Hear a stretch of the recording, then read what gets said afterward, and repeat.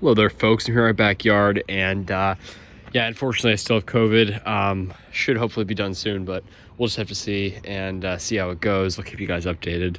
And anyway, just wanted to do a quick update on a pretty exciting day here because I finally got to take out the rest of my indoor palms. I mean, the palms I had indoors previously that I had already taken out were not really indoor palms. They were just palms that I'd grown over the winter or over last season that I didn't want to plant, either because they were just germinating or were too young and I didn't have time to plant them last year.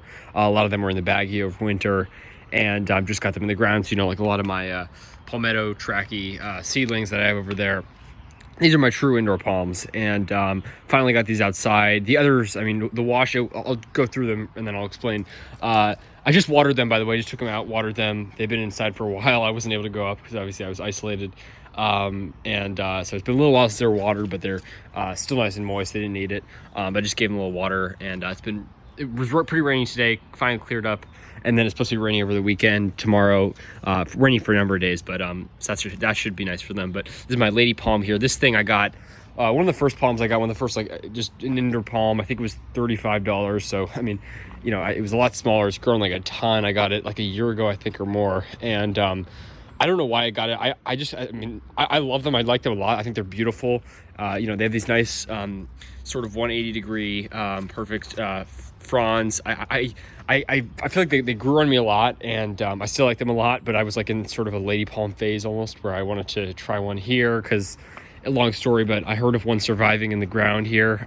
One did survive a winter here unprotected, except all of the above ground growth died back. But someone posted a picture of it like it was basically regrowing. So it died all the way back, and then it was regrowing from the roots. So I thought that was so cool. I wanted to try one in the ground here. I'm like, that was a terrible idea. I don't want it, die all the way back. It's a nice potted palm, so I'm going to keep it like that. So that's what I've done.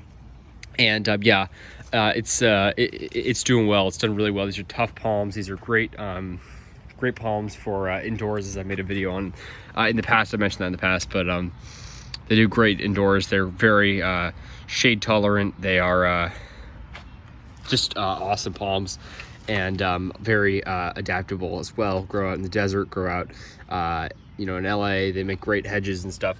They're really cool, and you can see these roots are super exposed. I did not even put enough soil in when I started. I thought for sure they'd be suffering. I just threw it in a bucket and put it inside because I had it. It was late one night, right before winter was setting in. It was already temperatures in the 30s, and I was gonna try to keep it in the ground in winter. I'm like, that's a terrible idea. I just want to bring it inside, so I dug it up. This is before last winter, at the beginning of last winter. Put it in a pot. I didn't even have potting soil. I just threw it in there. I had a tiny bit, but I threw it in there with mostly just ground soil, and I didn't even have enough soil to fill this thing. And sure enough, even though it's propped up on the roots there, it's not suffered at all, and it's put out these new suckers here. It's grown a ton. It's probably this tall when I got it. You can just see how much growth it's put on here. Opened to tons and tons of fronds. It's already got three big trunks and then a lot more suckers. So it's a great suckering species, and awesome for indoors. You'll see them indoors a lot in commercial buildings here, office buildings, lots of them indoors. Really cool palm. Over here we have my Washingtonia foliifera. These I collected from I think it's called, was it the Lost Palms Oasis or the 49? I don't even know what it's called. I think it was the 49 Palms Oasis, not the one I went in Joshua Tree. So it was not the 49 Palms. It was the 1,000 Palms Oasis, which is the first oasis I went to a number of months ago. That one's not in Joshua Tree. It's near there, near Palm Springs. It's in the Coachella Valley Preserve. So very cool spot. I think the ones from the 49 Palms Oasis are probably actually a bit hardier because I was there, it was in the 30s. It was cold, and that's a higher elevation oasis. So it's possible these aren't as hardy, but I was I originally had 7 seedlings, and I'm like, I thought I had more seeds than that. And then we just have this explosion. I mean, there's gotta be at least 12 seedlings in this pot. And a bunch more coming up here. It's crazy. They're still coming up, and these things grow like weeds. My palmetto seedlings, I literally germinated more than a year before I got these, and these are already bigger. It's crazy. These things grow so fast, so much faster than sables. They're like weeds. Someone posted a picture of one that they germinated a year and a half ago, and it was already a big palm with mature fronds. It's crazy. So very fast growers. Also pretty hardy. I would love to try filibusta. That's a better species here. Maybe it's a hybrid Washingtonia, but I'm gonna throw some of these in the ground, no doubt. It's just I just have too many. I can't manage them. They're so fast growing. By the time I move to warmer climate, That'll be a lot of pots to keep these things in. So yeah, I'm gonna throw some in the ground. Some might die, but I want to try to push with some. Maybe keep them in a pot. Put the pot in the ground so that it like restricts the size a little bit, and then put like a glass roof over it, but nothing else. I want to do some zone pushing with this. I think it'll be actually pretty fun. And Flifera, even though it's less hardy in wet climates, less hardy than Robusta, even though generally it's a hardier palm, I think it could still, I might have some surprises. I would love to try that. And lastly, the prize of my indoor collection, which is this beautiful coconut palm. This thing, I purchased this online after I got 2 store-bought coconuts, put them in, tried to germinate them, made a video on that. I was super excited, hope they would germinate. I didn't really know if it was a while. Maybe they were gonna go somewhere, but it really looked like they were dead, and they were super moldy, and I had them inside, and I have really bad mold allergies. Had to get rid of them. Looked like nothing was happening. I've heard a lot of people say that's what happened. Maybe I shouldn't have dehusked it. I don't really know, but anyways, I went online. I'm like, I need to get a coconut palm. What I always do if I'm getting like any palm, I mean really anything, I do a bunch of searching and then find the cheapest one that's good quality. You know, I can find a coconut palm that's like this big for super cheap, and then a much bigger one that's a little more expensive, but that's better. So I found one that was like the perfect mix of price and size, and this one's one of the biggest ones I found at all out there, and also one of the cheapest ones. So it was pretty amazing. I think it was like $40 or something, which considering where it's shipped up, I think it's grown in Miami. It's a Milan dwarf, by the way. I don't consider that to be too bad of a price considering the size. I mean, this thing's been growing for quite some time, considering how slowly mine grew over winter. I mean, that's really not a bad price, because on mine I got it and I was like, it was shipped bare root, literally not even any water. It was just shipped in like a newspaper essentially, and the roots were like really small. I was wondering, like, had they cut the roots off or something? So I put it in this pot here, put it with a little bit of a lean, trying to get a little bit of a leaning trunk, and like literally for months and months and months, this spear did not budge at all. And I'm like, is this thing just like going through some sort of shock or something? And it was indoors, obviously not ideal conditions, not warm. It was probably like 70 degrees inside, so not cool, not cold, not warm, no humidity. I did bring it in sometimes in the shower. I would wash off the leaves routinely. Every time I wash it, I put it under the shower, and I try to keep those mites off. But it does look like they might have, this was already here, some of this like deeper browning. But this stuff started appearing over winter. Like that looks like it might be spider mites, but I'm not quite sure. Some of this was already there, but looks like a little bit maybe. I'm not sure, but now that it's outside, it doesn't stand a chance. Spider mites don't stand a chance in that DC summer humidity. I mean, that's something to be messed with. That's do not mess with DC's summer humidity. That's no joke. I mean, right now it's like 69, 70, perfect weather out. Nice and humid, but obviously cool also. This is just ideal weather right now. This time of year is great. It's been a pretty cool spring, but right now is ideal. And the reason, so sorry, first I'll continue explaining about this, then I'll tell you guys why I brought it outside now. Yeah, this palm is essentially what I was saying is that it didn't budge at all over winter. The spear was like open ever so slightly, and then finally in like the last few weeks it started to push out a little more growth. I don't know if it's like a seasonal thing and it just knows. I mean, I would assume it grows like the same rate all year round because it grows in like only warm climates pretty much. So I'm not really sure, but only in the last few weeks has started opening up. So this has already opened up quite a good amount. I mean, it was like a solid single spear. Now it's started to split a little bit. Doesn't look like this is going to be a split mature-ish frond. Looks like it might be a few fronds till we get that actual pinnate frond as opposed to these immature fronds, but very beautiful, nice ridges and everything. Gorgeous palm sprouted right here out of this coconut. I think that's pretty darn cool. And I think the seller might be out of them at this point, but it was really awesome, and I'm glad I got it. And this, they can survive. I mean, it's whatever now, early, mid-ish, May. I mean, in a good year, you can take them out probably late April, early May.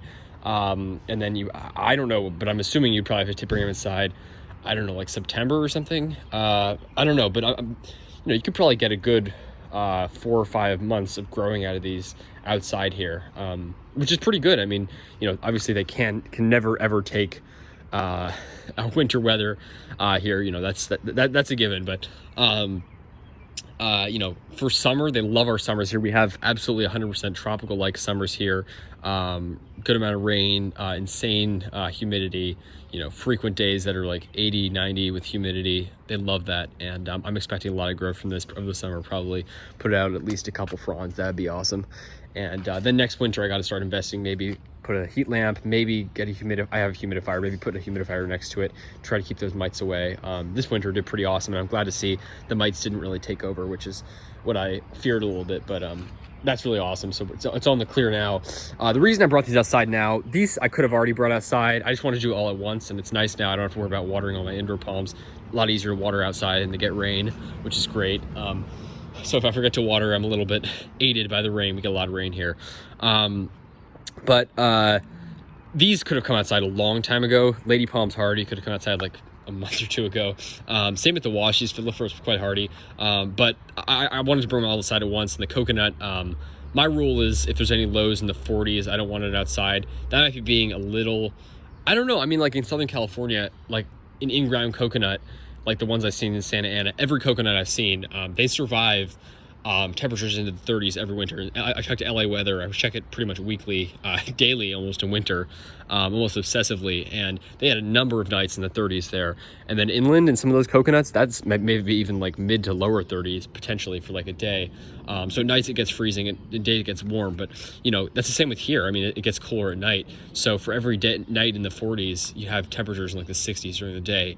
And now the reason I brought them outside is our last night, at least scheduled, maybe we'll have one down the road, I really doubt it, was in the 40s, was a few nights ago. So I finally brought these outside, all lows in the 50s and warmer now, mostly in the upper 50s and warmer. And every single day from here on out is scheduled, forecasted to be in the 70s or 80s, and obviously humid. So that's really awesome. So it's ideal coconut weather.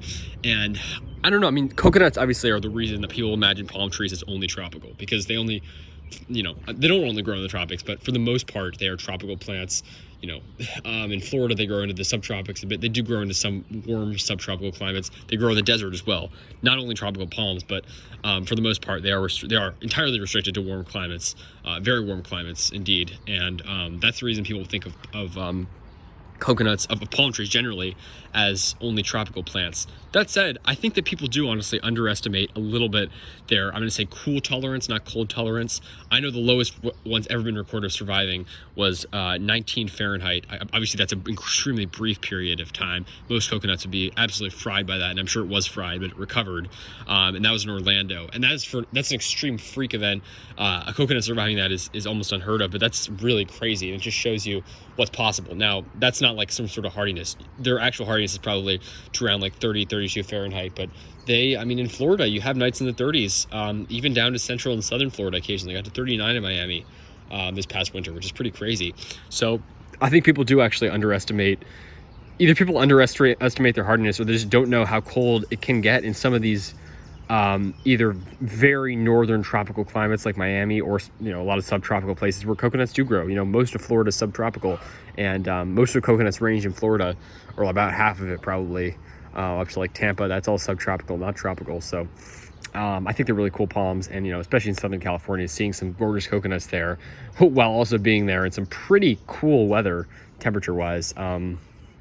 You know, it really does give you a new perspective that they're not entirely tropical palms. That said, that doesn't affect their growing here. Never going to grow here, obviously. They, you know, months on end, it's way too cold for them. But our summers here are great. So that's a sort of long explanation, but finally got these palms outside, and I think that's pretty awesome, because it's always a good day when people can bring their indoor palms outside. I've never been a huge indoor palm person. I'm still not. My lady palm I've almost regretted buying for a while, just because it's an extra thing to keep up.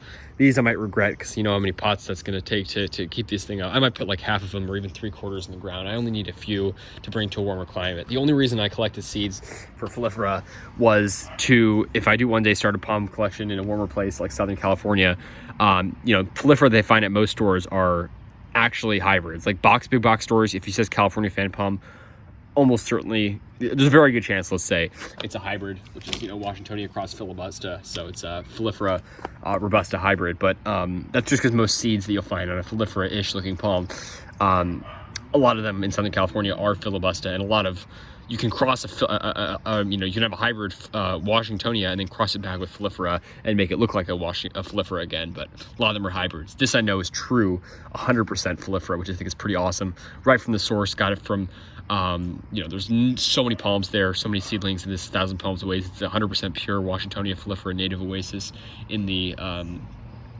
desert out near Palm Springs, the Colorado desert, and it is a pretty awesome place, and also a pretty awesome that, you know, they had a bunch of seeds hanging down from this big Filifera, and yeah, I took a bunch, and look what happened. I mean, they're fast growing palms, so well worth it. And it's pretty awesome to know that, you know, I know the exact seed source of where these came from. I can't say that for many of my palms, but that's pretty cool. I just want to share that with you about all my indoor palms, because yeah, awesome to see how the coconut did. I think looks pretty awesome considering the winter conditions. Obviously tiny bit of browning, but really all things considered for a very non-ideal conditions in winter, did great. So keep you guys updated. Thanks for watching. Like and subscribe if you enjoyed, and stay tuned for more videos. Take care, folks.